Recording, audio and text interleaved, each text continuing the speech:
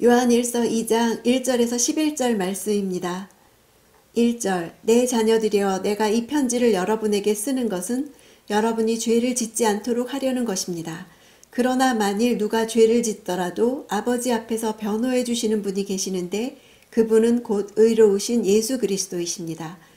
변호해 주시는 분은 원어로 파라클레톤, 보혜사란 단어입니다. 예수 그리스도 역시 보혜사 되십니다. 성령은 또 다른 보혜사라고 했죠. 예수님은 보혜사로서 하나님 곁에서 성도를 변호하고 돕는 중보자로서의 직무를 감당해 주십니다. 이 단어는 법정 용어입니다.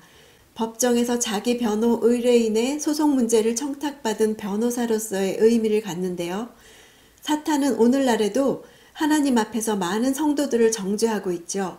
의로우신이란 예수 그리스도의 변호인으로서의 적법한 자격을 나타내는 말입니다. 영적인 삶에서 진보를 이루기 원하는 우리에게 죄는 사기를 꺾는 일이죠. 대적 사탄은 우리의 실패를 비난하며 죄책감으로 가득 차게 하고 절망에 빠지게 합니다. 그런 비참한 순간에 우리는 이 법정 장면을 생각합시다. 사탄의 끈질긴 고소에 하나님은 십자가에서 모든 죄값을 치르신 변호사 예수님의 손을 들어주십니다. 이것을 내 말로써 기도 가운데 실제 선포하는 것이 능력입니다. 3절 우리가 하나님의 계명을 지키면 이것으로 우리가 하나님을 정말로 알고 있다는 것을 확인하게 됩니다. 요한이 이후 계속해서 계명이란 단어를 6번이나 사용한 것은 하나님과 성도의 사귐에 중요한 매개 역할을 하는 것이 계명임을 강조하기 위해서입니다. 이 역시 영지주의자들을 의식한 때문인데요. 하나님을 안다고 하면서 계명에 순종하지 않는 그들의 잘못된 행태를 지적하기 위해서입니다. 지금도 그런 성도들이 있습니다. 하나님을 믿는다고 하면서 내 삶에 대해서는 하나님의 말씀을 적용하기보다 시대를 따라갑니다. 지금 이 시대에 누가 그런 걸 따릅니까? 이렇게 생각합니다. 정말로 하나님을 알고 있는 것인지 자신을 점검해 보아야 합니다. 하나님을 안다는 것은 그의 계명을 지키는 것으로 입증되지요. 말씀대로 산다는 것은 하나님을 아는 사람의 특징이요 하나님을 사귀는 자의 특징입니다. 4절 하나님을 안다고 말하면서 하나님의 계명을 지키지 않는 사람은 거짓말쟁이며 진리가 그 사람 안에 있지 않습니다. 하나님을 안다고 말하는 자가 영지주의자입니다. 하나님을 알고 있다는 것은 지식적 차원이 아니라 그 말씀에 순종함으로 삶의 변화를 가져오는 데까지 나가는 것을 말합니다. 입만 열면 하나님, 성경 구절을 말하지만 그 삶이 변화하지 않는다면 진리가 그 안에 없는 것입니다.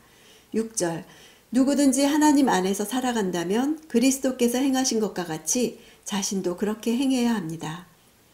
하나님 안에서 살아간다는 말도 영지주의자들의 주장입니다. 도덕적으로 사는 것은 무시하면서도 자신들이 하나님 안에서 살아간다고 말했습니다. 영지주의자들은 구원이 신비로운 지식, 즉 자신들만이 알고 있는 영지로 이루어진다고 주장하면서 하나님에 대한 신비 체험이 없는 자는 하나님 안에 거하는 자가 아니라고 했습니다. 그에 대해서 요한은 하나님 안에서 살아가는 것은 그리스도께서 가지셨던 순종과 사랑과 높은 도덕적 기준이 있어야 한다고 말하고 있습니다. 9절 누구든지 빛 가운데 있다고 하면서 자기 형제를 미워하는 사람은 아직 어둠 속에 있는 것입니다. 빛 가운데 있다고 하는 자들이 영지주의자들이었습니다. 자신들이 특별한 빛의 비침을 받았다고 주장했는데 그리스도를 인격적으로 만나는 체험이 아니라 그리스도로부터 직접적인 계시를 받았다고 말했습니다. 요한은 영지를 받은 자의 지식을 논하기보다 참된 빛 안에 거하는 자의 삶에 초점을 맞춥니다. 빛 가운데라는 말과 아직 어둠 속에 있는 이란 말을 대조하면서 이단을 구분하고 있어요. 성도들은 그리스도의 사랑을 나타내기 위해 불리움을 받은 자들이죠.